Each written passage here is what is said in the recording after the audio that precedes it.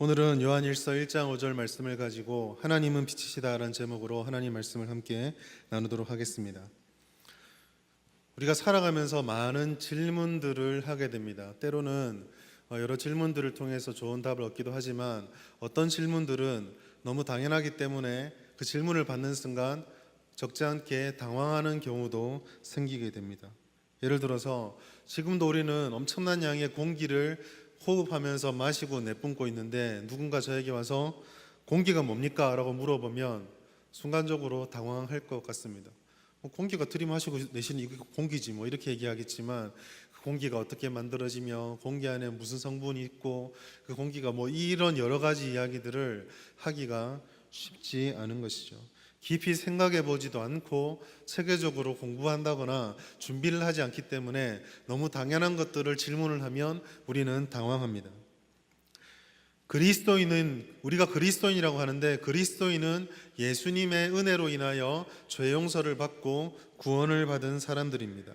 죄값인 죽음으로부터 해방된 하나님의 은혜의 백성들이고 자녀인 것입니다.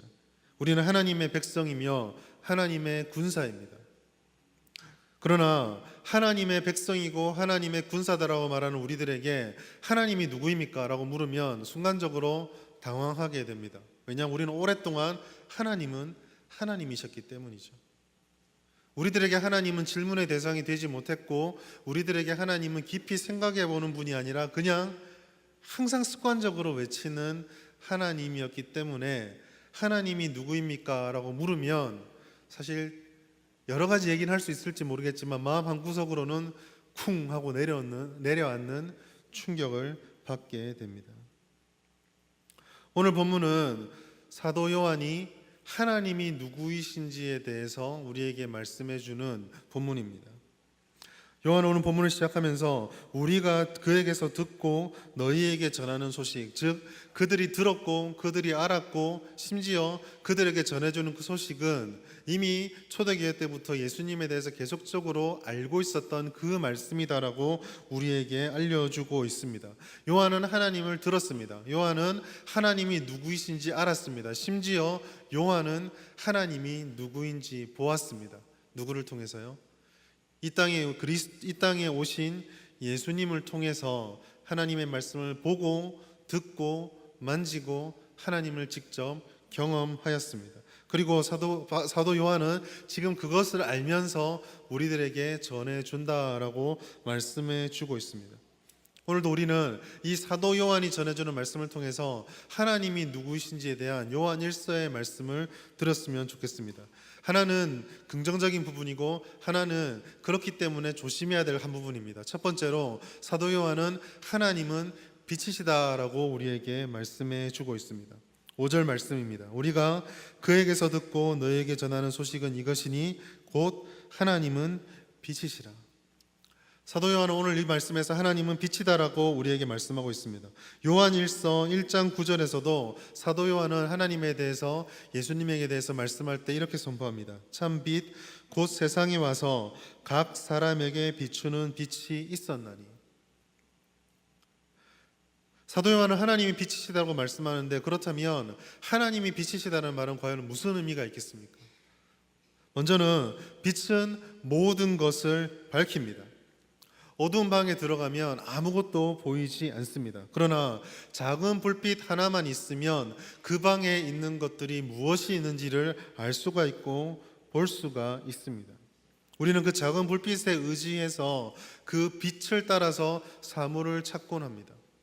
요즘은 그런 일을 잘 없고 그 경험을 많이 못 하셨을 건데 제가 초등학교, 중학교 때만 해도 심심치 않게 정전이 됐었거든요. 그럼 집집마다 꼭 촛불이 있었습니다. 정전이 딱 되면 우리는 그 자리에 가만히 멈추고 있으면 아버지께서 이제 그 안방까지 엄청나게 긴 걸음을 걸어가시죠. 부딪히기도 하고 넘어지기도 하시면서 막 찾아가서 촛불을 찾습니다.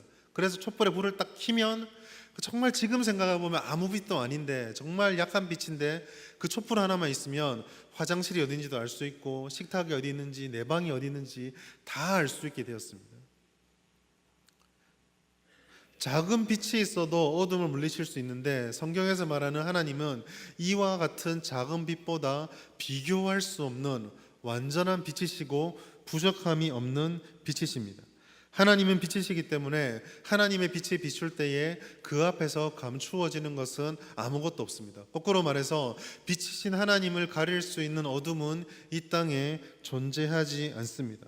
그 어떠한 것도, 세상에 존재하는 그 무엇도 하나님의 빛 앞에서는 숨을 수도 없고 숨겨지지도 않고 숨겨질 수도 없으며, 그렇기 때문에 하나님도, 하나님 앞에서는 그 누구도 속일 수도 숨겨지지도 않습니다. 더 나아가서 하나님께서 빛이시다라는 말씀은 오늘 말씀에 얘기하고 있지만 그에게는 어두움이 전혀 없다라는 것을 의미하고 있습니다. 요한은 그에게는 어둠이 조금도 없으시다라고 말씀하고 있습니다. 성경에서 어둠은 일반적으로 죄와 악한 것을 상징합니다. 죄는 모든 것을 감추고 모든 것을 조작하고 모든 것을 부정직하게 대합니다. 어둠은 바로 이와 같은 것들의 상징입니다. 성경은 하나님 안에는 어둠이 없다라고 말씀하시면서 하나님 안에는 죄가 없고 하나님과 죄는 결코 함께 할 수 없다라고 말씀하고 있습니다. 이것은 굉장히 중요한 의미입니다. 왜냐하면 빛이신 하나님에게 어둠이 힘을 쓸 수 없고 어둠이 없으며 어둠이 권세가 없다라고 한다면 그 하나님의 자녀된 그 그리스도인에게도 역시 어둠은 결정적인 지배권도 능력도 없으며 또한 어둠은 우리가 쫓아갈 대상도 되지 못하기 때문입니다. 죄와 함께 할 수 없는 하나님이라고 하는 말은 우리가 힘써야 할 것이 바로 죄와 함께 하지 않도록 힘써야 한다는 것을 우리들에게 말씀해 주고 있습니다. 또한 하나님이 빛이시다라고 하는 것은 진리를 명확하게 하고 밝히시는 분이심을 우리에게 말씀해 주고 있습니다. 어리석음을 또한 어둠이라고 말한다고 한다면 빛은 이 어둠을 밝히는 것, 즉 어리석음을 해결해 줄 수 있는 온전한 진리를 우리들에게 밝혀주는 것이다라고 말씀합니다. 하나님께서는 참 진리이십니다. 어둠의 특징은 모든 것을 은밀하게 만든다라는 것입니다. 또한 어둠은 모든 것을 감춥니다. 모든 것을 감추고 모든 것을 은밀하게 하기 때문에 특별한 지식이 없지만 마치 내게만 특별한 지식이 있는 것처럼 말을 합니다. 거짓을 감추기 위해 가리고 또 가립니다. 숨기다 못해 나중에는 위장도 하게 되죠. 거짓은 항상 자신들이 가장 아름답다라고 휘장하고 치장하고 화려함으로 위장을 합니다. 그러나 아무리 위장하고 아무리 치장하고 아무리 꾸민다 할지라도 진짜가 나타나면 다 사라지게 됩니다. 저는 명품 가방 이런 거 안 들어봐서 모르겠지만 명품 가방들 보면 꼭 그 짝퉁 가방들 있죠. 비슷한 디자인, 비슷한 그림, 똑같은 디자인처럼 보이는데 잘 보면은 위에 짝대기가 하나 없다든가 이런 식으로 해서 위장을 합니다.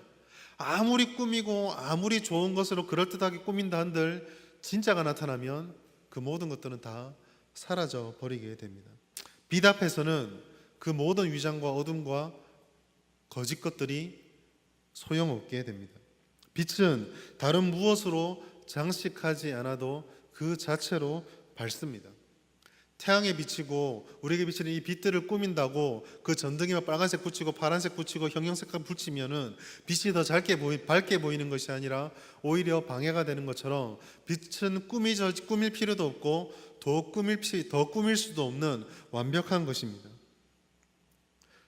또한 빛이 우리들에게 나타난다는 것은 하나님께서 자신을 드러내시고 나타내신다는 것을 의미하기도 합니다.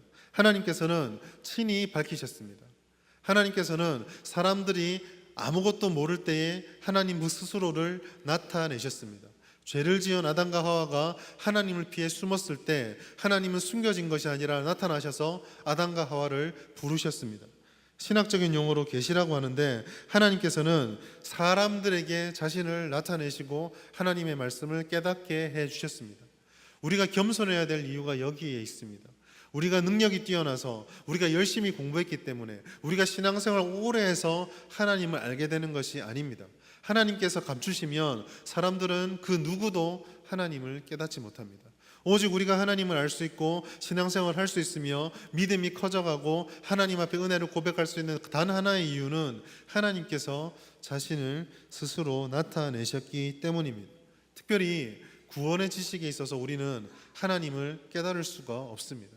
하나님께서 그 비밀을 알려주시고 하나님께서 그 비밀을 드러내셨기 때문에 우리가 하나님의 은혜를 깨닫게 되는 것이죠. 사도 바울은 이것을 이렇게 말씀하고 있습니다. 골로새서 1장 26절부터 27절까지 말씀입니다. 함께 읽겠습니다. 이 비밀은 만세와 만대로부터 감추어졌던 것인데 이제는 그의 성도들에게 나타났고 하나님이 그들로 하여금 이 비밀의 영광이 이방인 가운데 얼마나 풍성한지를 알게 하려 하심이라. 이 비밀은 너희 안에 계신 그리스도시니 곧 영광의 소망이니라. 아멘. 구원의 지식은 우리들에게 비밀입니다. 아무리 사람이 노력하고 자기의 지식으로 알려고 해도 깨달을 수 없는 것입니다. 그러나 은혜는 하나님께서 이 비밀을 우리에게 알려주셨다는 것입니다. 하나님께서는 예수 그리스도를 이 땅에 보내심으로 하나님의 구원의 지식을 우리에게 알려주셨습니다. 예수 그리스도는 나타난 계시의 말씀으로써 하나님은 우리를 얼마나 사랑하시는지와 하나님께서 우리에게 무엇을 원하시는지, 그리고 우리를 어떻게 인도해 가실지를 말씀해 주셨습니다.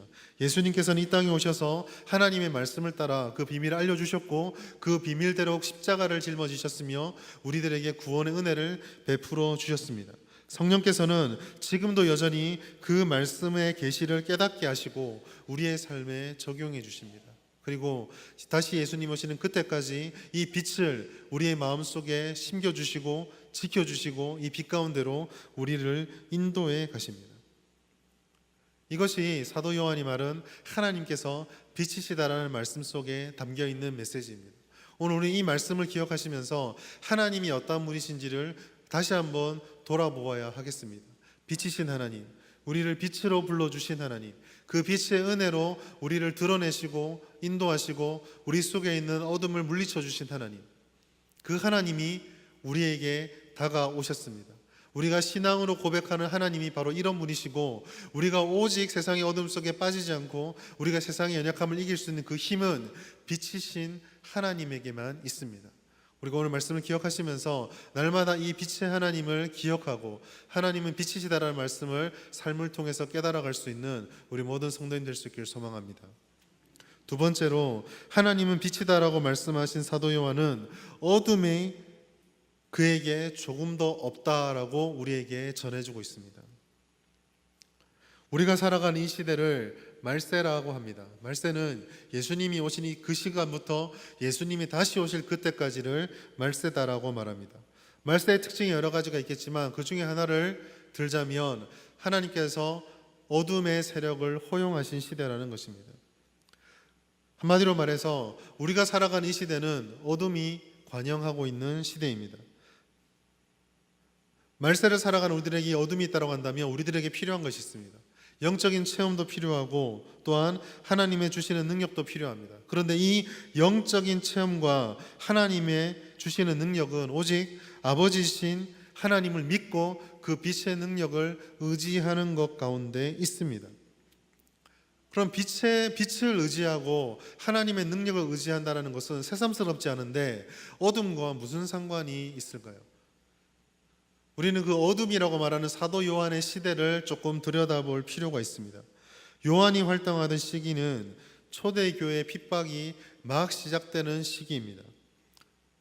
AD 64년경에 로마의 대화재가 있고 네로에 의한 로마 황제 네로에 의한 핍박이 시작된 이후로 AD 313년 밀라노 칙령이 있을 때까지 거의 300여 년 가까이 초대교회는 핍박과 어둠의 시대를 경험하게 됩니다.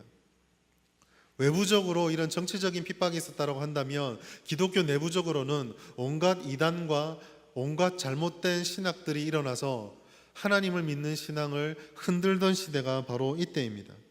한마디로 말하면 그리스도인으로 살아간다는 것이 쉽지 않았던 시대라는 것이죠. 믿음을 지킨다는 것이 목숨을 걸어야 될 상황이 되기도 했었고 하나님을 바르게 믿고자 힘쓰려고 하면 온갖 다양한 생각들과 끊임없이 싸워야 되는 시대였다고 합니다. 지금처럼 기독교인이 많지도 않았기 때문에 외로움과 두려움과 위협이 얼마든지 성도들의 마음을 어둡게 만들고 약하게 만들 수 있는 시대가 바로 이 시기였습니다. 충분히 신앙을 버릴 수 있었고 충분히 좀 더 쉬운 길을 택해서 변질될 수도 있는 시기가 바로 이때였습니다. 이것이 사도 요한이 살던 시대의 어둠이라고 말할 수 있는 현실적인 모습이었습니다. 그리고 이 어둠은 하나님을 믿는 그리스도인들에게 영적인 어둠, 하나님께서 원하지 않는 길을 얼마든지 선택할 수 있는 유혹으로까지 이어질 수 있었습니다. 사도 바울의 편지를 보면 여러분 아시겠지만 사도 바울도 하나님과 함께 동행했던 사람들 중에서 세상을 사랑하여 떠나갔던 많은 어둠의 자녀들을 언급하는 것을 우리는 쉽게 발견하게 됩니다. 지금도 우리가 세상을 살아가다 보면 신앙생활을 한다는 것이 세상에서 어려운 길을 걸어가는 것처럼 보일 때가 있습니다. 정직하고 순결하게 살아가는 사람들보다 자기 자신을 위해 살아가는 사람이 더 잘 사는 것처럼 보입니다. 수단과 방법을 가리지 않고 살아가는 사람이 옳은 일을 하기 위해서 어리석은 길을 걸어가는 그리스도인들보다 더 많은 열매를 얻고 더 많은 부를 얻고 더 높이 올라가는 것처럼 보이는 것을 우리는 심심치 않게 경험하게 됩니다. 그럴 때마다 우리는 정직한 길로 걸어가는 것, 빛의 길로 걸어가는 것이 과연 무슨 의미가 있을지 좀 포기하고 타협하면 안 되나라는 생각을 하게 됩니다. 그러나 여러분, 우리는 어둠의 특성들을 잘 기억할 필요가 있습니다. 어둠은 쉽게 보이고 어둠은 눈앞에 훨씬 빠른 결과들을 줄 것처럼 우리들을 유혹합니다. 어둠은 보이지 않기 때문에 신비롭게 보이고 보이지 않는 부분 안에 뭔가 있는 것처럼 느껴집니다. 판도라의 상자 아시죠? 닫혀있는 그 상자, 만약에 그 상자가 열려 있었다고 한다면 누구도 그 판도라의 상자를 궁금해하지 않았을 것입니다. 닫혀 있으니까 그 안에 있는 게 뭔가 싶어서 열어보는 거죠. 어둠이 이와 같습니다. 가려져 있고 덮여져 있으니까 그 안에 아무리 나쁜 게 있다라고 아무리 주의를 줘도 혹시나 하는 마음에 열어보게 되는 것입니다. 어둠은 신부롭고 어둠은 우리들을 유혹하고 있습니다. 사단은 이 신비감의 양면성을 잘 활용합니다. 어둠을 사람들이 두려워하면서도 괜히 그 어두운 데 가서 찍적찍적거리는 그런 양면성을 잘 활용한다는 것이죠. 사단은 어둠의 겉면을 예쁘게 포장해서 화려한 일면을 보여주며 그 뒤에 뭔가 대단한 것이 있는 것처럼 우리들을 유혹합니다. 때로는 사람들이 갈망하고 사람들이 정말 원하는 것들을 마치 들어주는 것처럼 손에 열매를 쥐어주고 흔듭니다. 우리 어머니 아버지들 아이들이 막 뗐을 때에 아이들한테 잘 쓰는 방법 있잖아요. 막 이만한 거 막 달라고 뗐으면 사탕 하나 쥐어주고 데리고 갑니다. 애는 그 사탕 하나 들고 단다고 좋다고 따라갑니다. 부모들은 어떻게 생각합니까? 200원짜리 사탕 주고 3만 원짜리 선물 안 사줬다. 우리 사단의 유혹에 이렇게 속아 넘어간다는 거죠. 눈앞에 주어지는 그 열매의 단맛에 취해서 그 단맛 뒤에 어떠한 결과가 찾아오고 그 어둠 뒤에 얼마나 큰 손해와 영적인 피폐함이 기다리고 있는지를 잠시 망각하게 됩니다. 유혹은 우리의 영혼을 빼앗아가기 위해서, 우리에게 어둠을 심어주기 위해서 즉각적인 작은 응답을 들어주는 것을 주저하지 않습니다. 그렇기 때문에 많은 사람들이 유혹에 빠지고 쉽게 굴복합니다. 안식일을 거룩하게 지키기 위해서 주일에 일하지 않고 공부하지 않고 그 시간을 보내는 것이, 그 시간에 일을 하고 그 시간에 공부를 해서 당장 눈앞에 있는 이익을 취하고 성적을 얻는 것이 훨씬 더 나은 것처럼 우리들을 유혹한다는 것이죠. 그러나 어둠 속에 있는 것은 아무리 좋은 결과, 지금 눈앞에 그 어떠한 결과를 준다고 할지라도 진리가 아닙니다. 진리는 빛이기 때문에 감출 수 없고 진리는 결코 우리들을 속이지 않습니다. 여러분, 이러한 어둠이 우리에게 영적인 갈급함으로 다가올 때 더욱 주의할 필요가 있습니다. 영적인 갈급함이 어둠과 만나게 되면 하나님을 알고자 하는 욕망이 편법과 잘못된 유혹 속에서 어리석은 길을 선택하는 것으로 나아갑니다. 빌빙 돌려 말했지만 한마디로 말해서 하나님을 바로 알아야 되는데 이단과 같은 엉뚱한 길로 빠져간다라는 것입니다. 우리는 날마다 하나님을 알고자 하는 갈망에 푹 젖어 있어야 합니다. 아침에 눈을 뜨고 저녁에 눈을 감을 때마다 하나님이 어떤 분이신지 알고 싶은 욕망이 날마다 우리 가운데 일어나야 한다는 것이죠. 하나님을 알기를 힘쓰는 거 좋은 것입니다. 말씀을 펼치고 하나님에 대한 궁금증을 가지는 것은 그 무엇보다도 권장될 만한 것입니다. 그러나 기억해야 될 것은 하나님을 알고자 하는 그 방법과 길과 선택하는 그 모든 행위들은 하나님께서 기뻐하는 방식을 따라서 하나님의 진리의 길을 따라서 이루어져야 한다는 것입니다.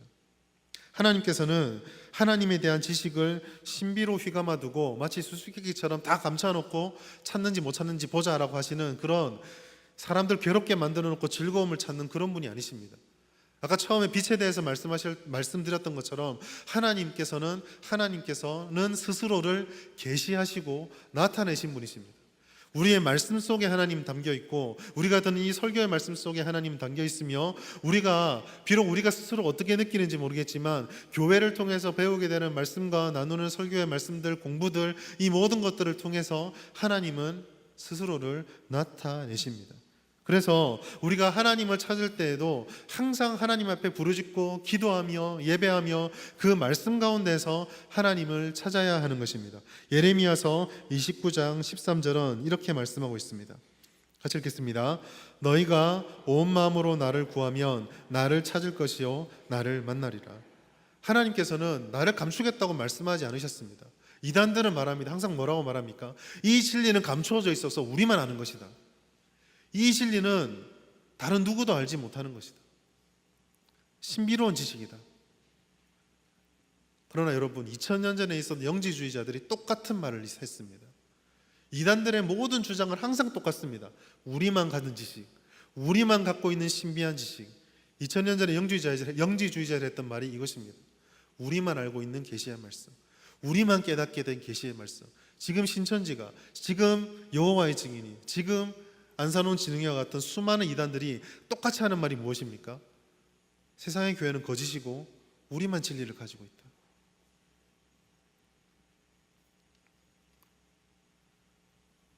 어둠의 지식에 속지 마시기 바랍니다. 세상의 어둠에 속지 마시기 바랍니다. 세상의 지식이 우리들에게 그 무엇으로 유혹한다 할지라도, 세상의 방식이 그 무엇을 우리에게 약속한다 할지라도 그것은 신기루에 불과하고 일시적인 것에 불과합니다. 어둠은 결코 우리의 영혼을 위하지 않습니다. 세상은 결코 우리가 복받고 잘 되는 것을 원하지 않습니다. 이 어둠의 특징을 잘 깨달으시고 우리를 지금 유혹하고 있는 것이 무엇인지를 분별하시기 바랍니다. 사단은 할 수만 있으면 이 말세에 우리의 영혼을 빼앗아 가려고 합니다. 지금 우리는 무엇을 소중하게 여기고 있습니까? 우리가 가장 영향받고 우리를 가장 쉽게 흔드는 그것이 무엇입니까? 그것을 딱 오른손에 그것을 적어놓고 하나님의 말씀 앞에 올려놓고 이것이 정말 하나님의 뜻입니까? 라고 물어보시기 바랍니다. 그리고 그것이 하나님의 뜻이 아니고 어둠이라고 한다면 폐기하시고 돌아서야 합니다. 그것이 오늘 우리에게 주시는 하나님께서 바라는 하나님의 음성입니다. 말씀을 맺도록 하겠습니다. 세상은 점점 어두워져 가고 있습니다. 이럴 때일수록 우리에게 필요한 것은 어둠을 잘 알려고 노력하는 것만큼 그것보다 아니 오히려 더 빛이신 하나님을 알기에 힘써야 합니다. 이단을 향해서, 세상의 지식을 향해서 그것과 맞서서 이길 수 있는 유일한 방법은 얘들이 얼마나 더 교묘하고 얼마나 더 우리들을 잘 깨기 위해서 준비되어 있느냐를 잘 연구하는 것보다 우리가 가지고 있는 하나님의 말씀을, 하나님의 은혜를, 빛이신 하나님을 더 깊이 알고 더 제대로 아는 것입니다. 우리를 유혹하는 거짓과 속임수에 속지 마십시오. 세상이 줄 것만 같은 성공과 화려한 이력에 우리의 삶을 걸어서는 안 됩니다. 세상에서 아무리 우리가 성공한다 할지라도 빛이신 하나님을 잃어버리면 다 잃어버리는 것입니다. 우리에게 필요한 것은 어둠의 길에 속지 않고 빛의 길을 따라가는 것입니다. 성경은 말씀하고 있습니다. 하나님은 빛이십니다. 하나님 안에 있을 때 우리는 모든 속임수와 어둠을 걷어내고 바른 길을 분별할 수 있습니다. 하나님은 빛이시기 때문에 우리가 하나님 안에 있을 때에만 진정한 은혜와 하나님으로부터 오는 복락을 누릴 수가 있습니다.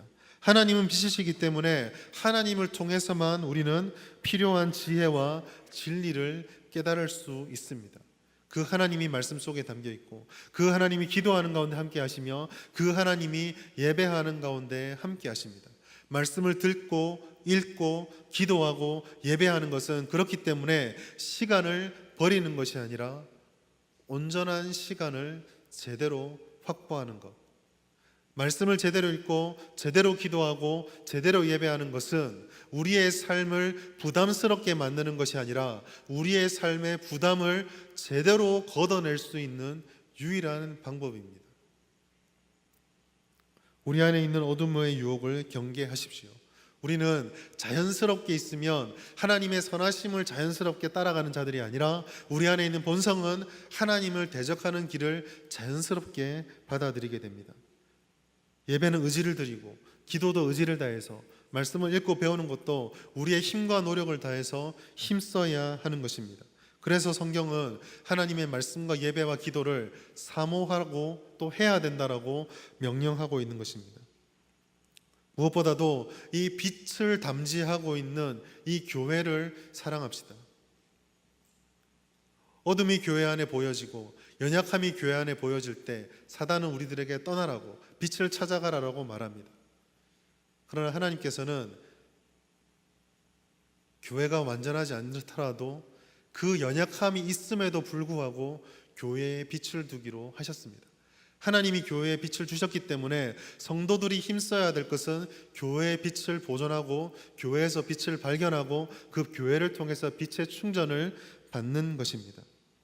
하나님은 빛이시고 하나님은 교회를 매개체로 삼아서 또 교회 안의 일꾼들과 성도들 서로를 통해서 이 빛을 전하고 전수하고 깨닫기를 원하셨습니다. 이 사실을 기억하시면서 세상의 빛을 대적하는 성도와 교회들이 되시다. 주의 말씀을 붙잡고 날마다 하나님께 기도하며 주님의 은혜를 따라서 빛의 자녀로서 어둠과 대적의 승리를 누릴 수 있는 우리 모든 성도님 될 수 있기를 주의 이름으로 축원합니다. 기도하겠습니다.